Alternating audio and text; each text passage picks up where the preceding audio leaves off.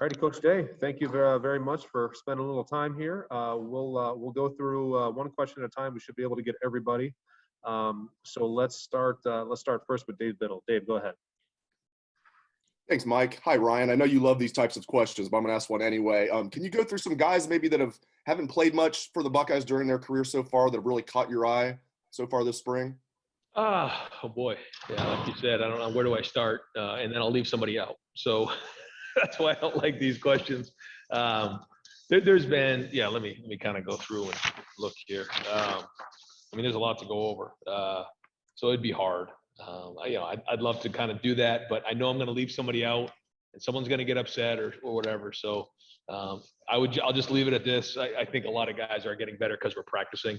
And the one thing that's been great is when you get to this part of spring, which we really haven't got to this part. What I mean by that is we've had some newness, we've had some practices, but like this stretch that we've had is where you get better.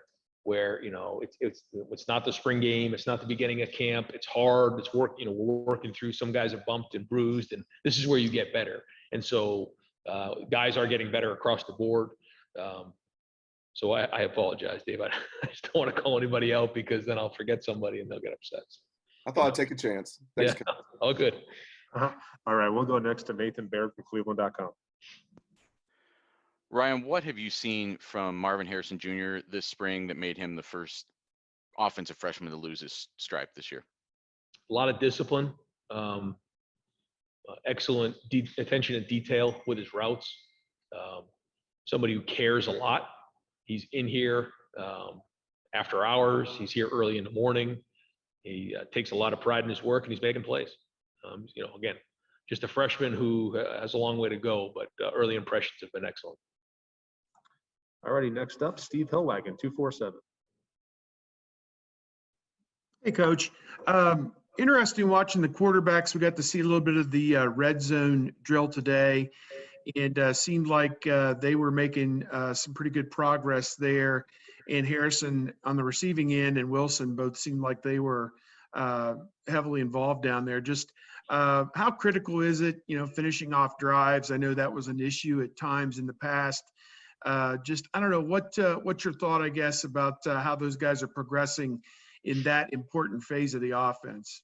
It's a huge part of the offense, as you know, in our plan to win. We have to score touchdowns in the red zone, and the only issue we run into around here on offense when we haven't been able to score when we get down there, like you're saying. But overall, I would say when you look at Dwayne and Justin, they've been excellent down there. When you look at the numbers they've had throwing touchdowns, you look at some of those touchdown passes in the Clemson game last year with Justin, just tremendous down there. So we know that that's huge in the plan to win. And so we spend some time down there, and we have good targets. It's hard when you get in the red zone. There's not as much room. So big-bodied receivers are good. They're good targets. Ruckert's a big target down there. And the quarterbacks have to get a feel for where they're going with the ball. Sometimes everybody's covered and you have to throw it where only they can catch it. And it's frustrating early on because usually the defense is ahead of the offense down there. You just keep working and working and working, and over time you get it. So it's always an area of emphasis, but we do have some good targets down there, and the quarterbacks, the more reps they get at it, the better they'll be. All righty, next we'll go to Austin Ward from Leonard Monroe. Hey, Ryan, this may be a small detail in the long run, but when you have an opportunity like today at right tackle, what goes into the thinking to leave Paris inside and let Dewan go out there?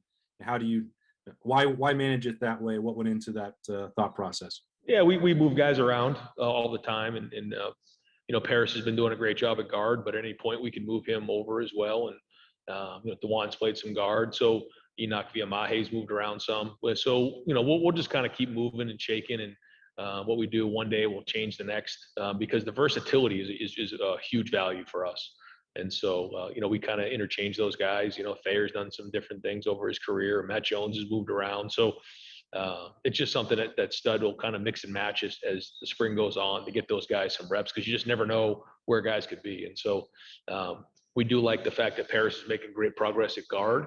I think that, today he just wanted to keep him there to keep growing, and he's been doing well there. So didn't want to make a move, and but who knows? That could change tomorrow. Alrighty, next up, Spencer Holbrook, Letterman Row. Ryan, when you have two guys as talented as Garrett and Chris, and you saw the production from them last year, it seems like they kind of can't get any better. Where have you seen those two progress? Because it seems like we're just we know how good they are. We don't need to ask about them, but they're probably still making progress, I would imagine. Oh yeah. There's a lot of work to be done. Playing on edges, being more physical, attention to detail and route running, finishing plays with the ball. There's spacing out routes in zone. There's a lot of areas there. Blocking, huge. So a lot to work on. And that's, again, we have a year of a deficiency, in my opinion, across the board of development. So we're playing catch up right now. We just are. And last week has been great. But one thing that's for sure is we got light years to go. We've got to get better in the fundamentals and the techniques of playing.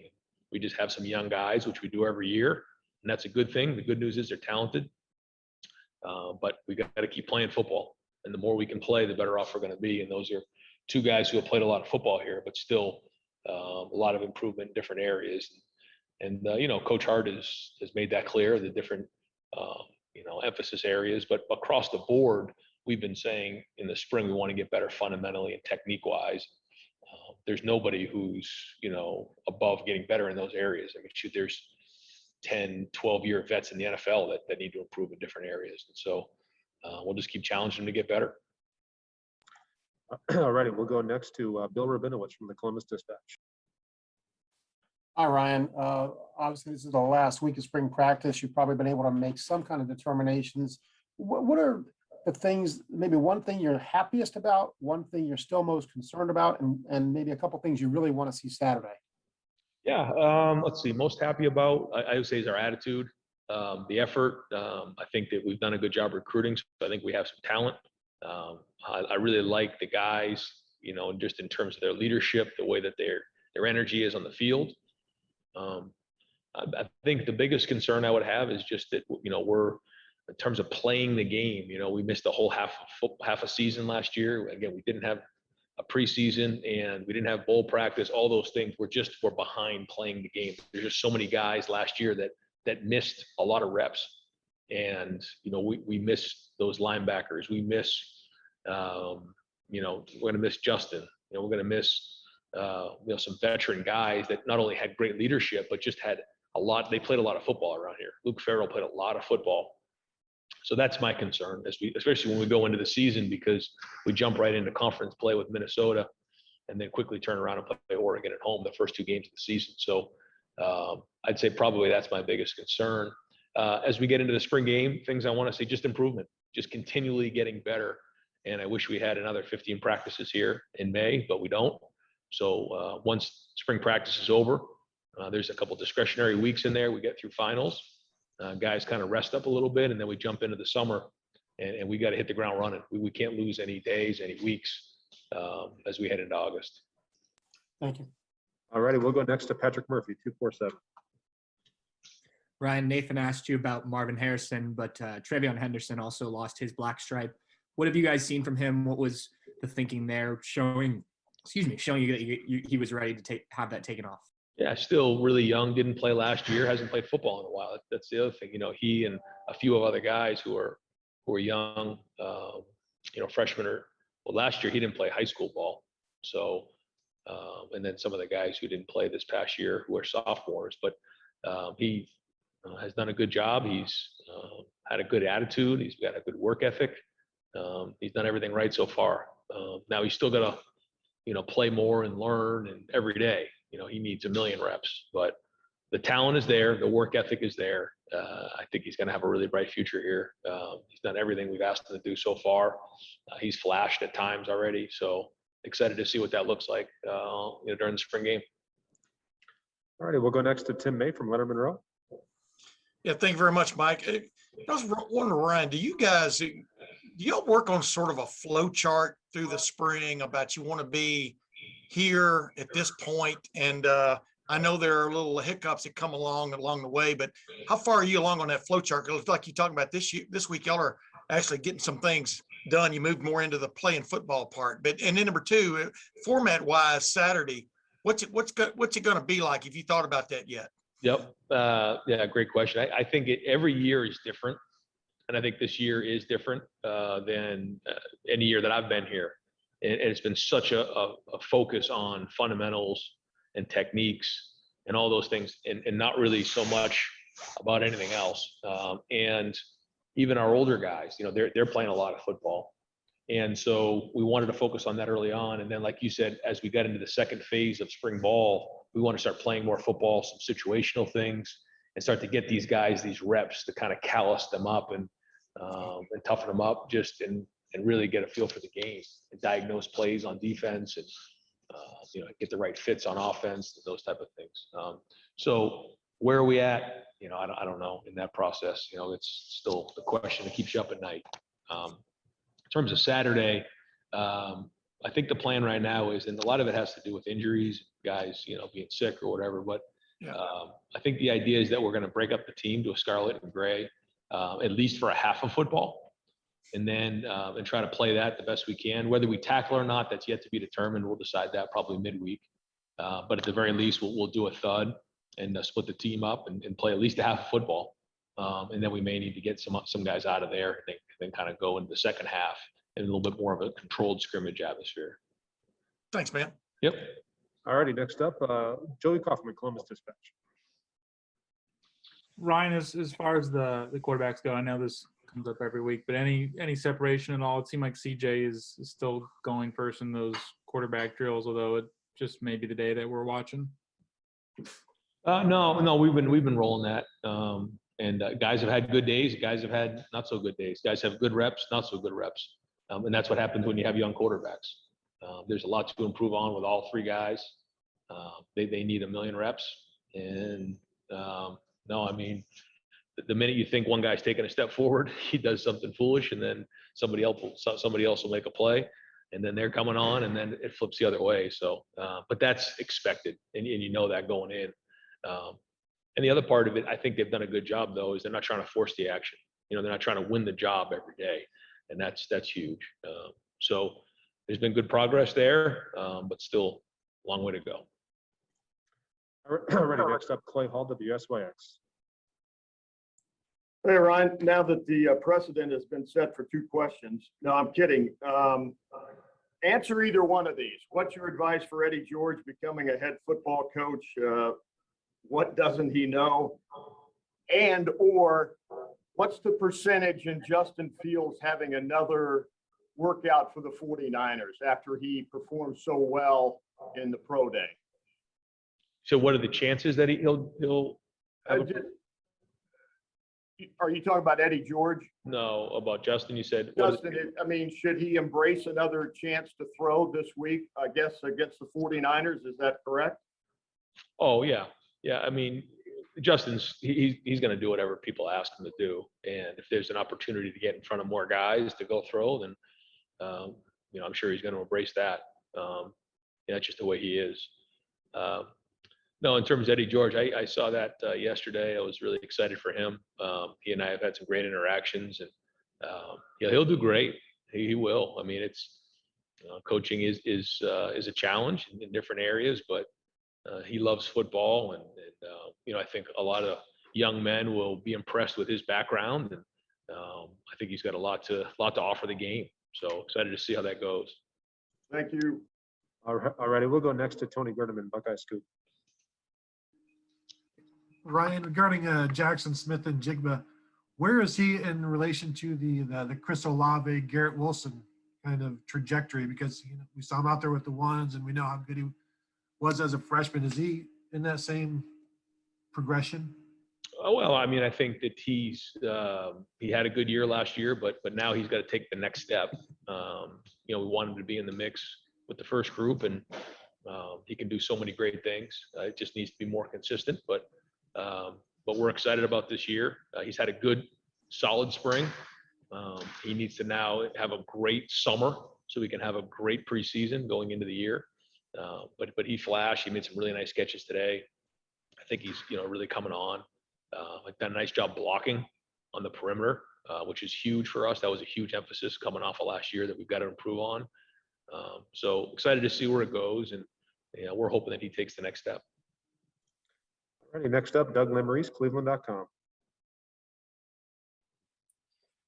Hey, Ryan, that was the first football practice I watched in a year, so I'm all like juiced up about everything. So I'm asking an upside question, not an improvement question.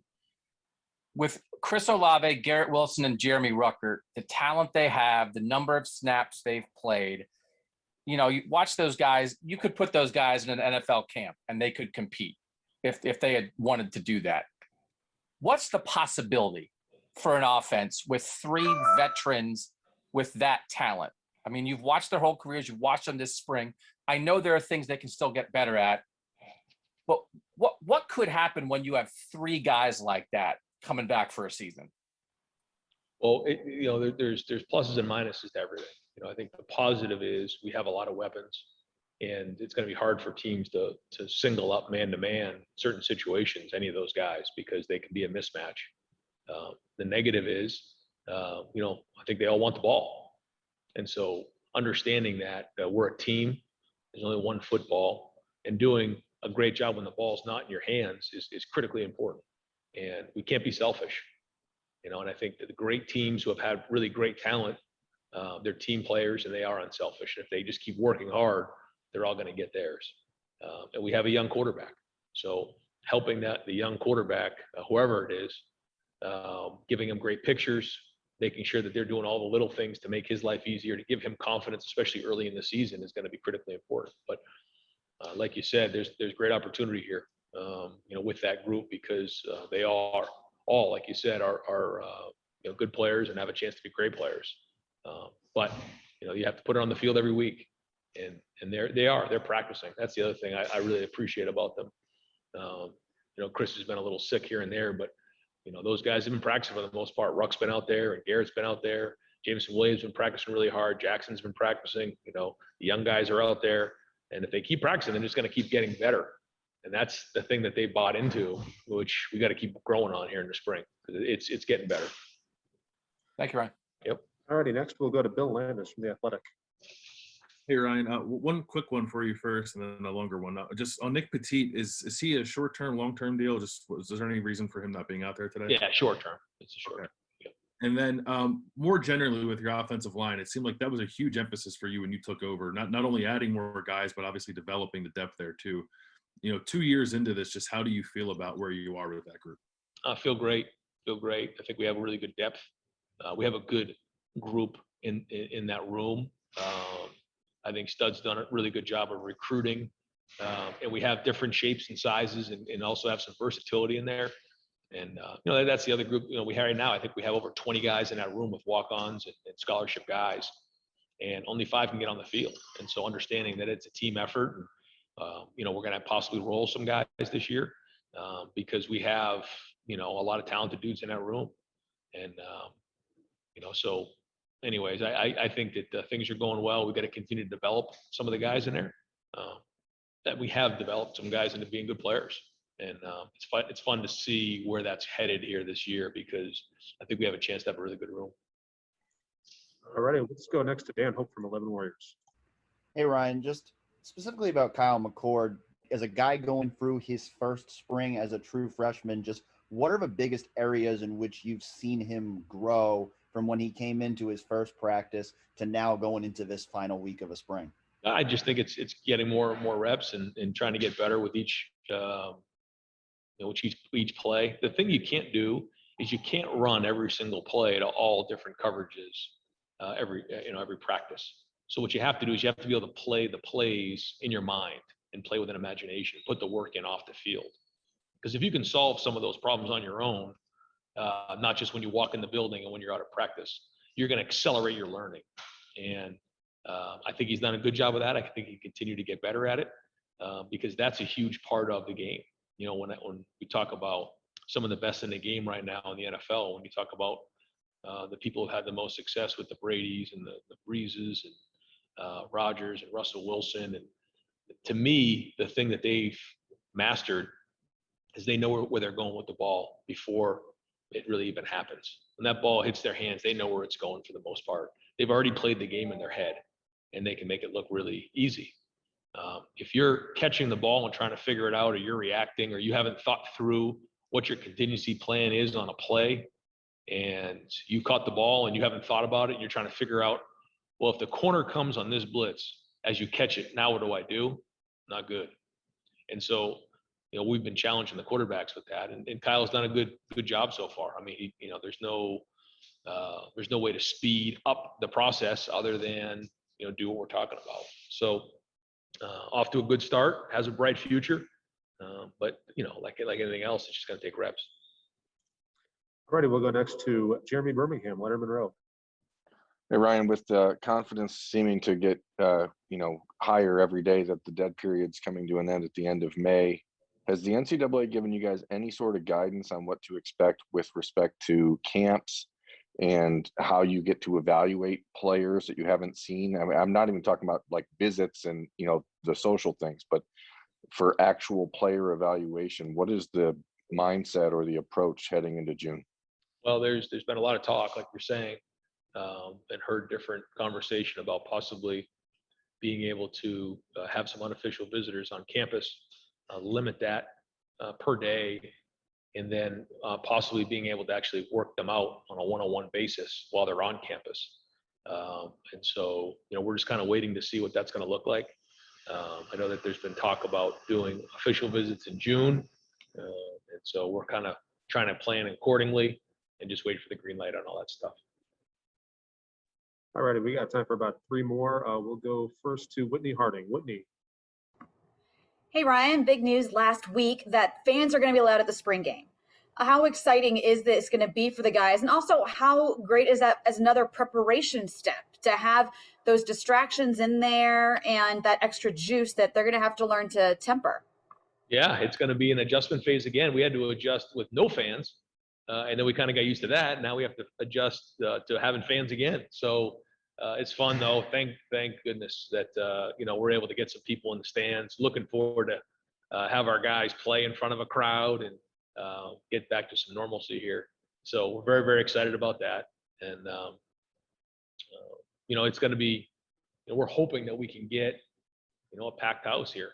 When Oregon comes to town, based on how this all shakes out here in the state, because that's a huge deal for us. That's a huge advantage. And I know our guys are excited about it, but like you said, there's going to be a little bit of an adjustment again, getting people back in the stands. And I know our guys love that because they're all show offs. That's what I call them.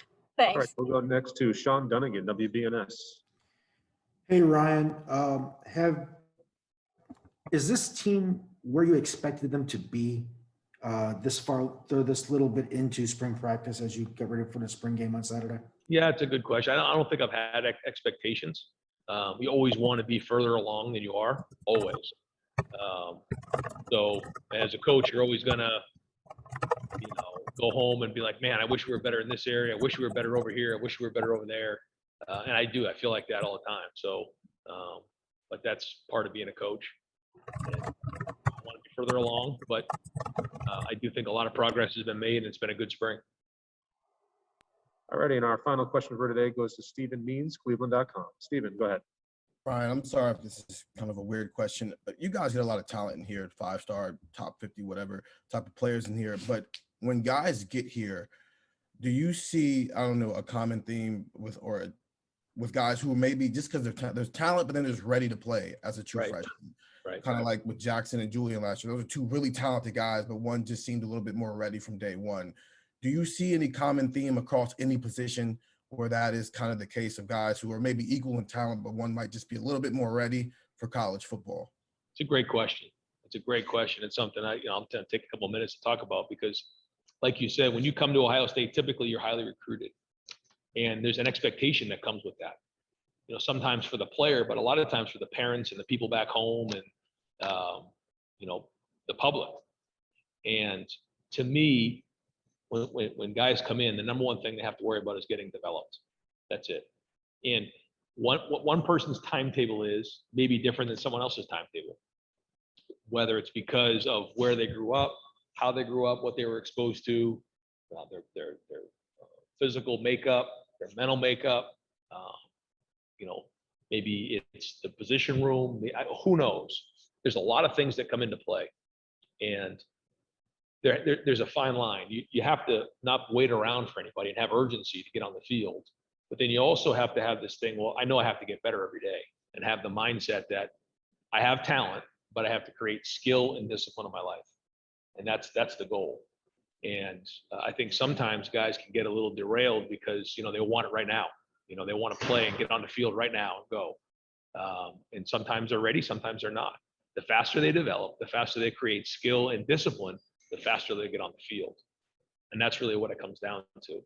And I think, you know, when you see a lot of guys leaving and transferring from different schools and all that going on, that trend going on in college football, I think at the end of the day, it has to come down to where do I want to develop? And that's where recruits have to go, is where they think they're going to develop the most. And when they get there, that's got to be the focus. It can't be how fast do I get on the field? Well, put that over here. All right, here's the process to get there. It isn't just going to happen. Poof, you're going to get on the field. You have to spend time and you have to work at it. And everybody has a different journey along the way. And you look at different stories of guys that maybe it took 5 years, maybe it took 1 year, maybe it took 2 years, maybe it took 4 years. Everyone's on a different way. And I think sometimes it's hard because they feel the pressure from the outside, whether it's through social media or their family or friends or people back home. And I think that's a big challenge for our guys here. Because the good news is there's great exposure here and great platform for our players. But at the same time, there's a little bit of that pressure that goes on there. So I'm glad you asked the question, because, you know, sometimes these guys just need the room to grow, and understanding that sometimes it takes time.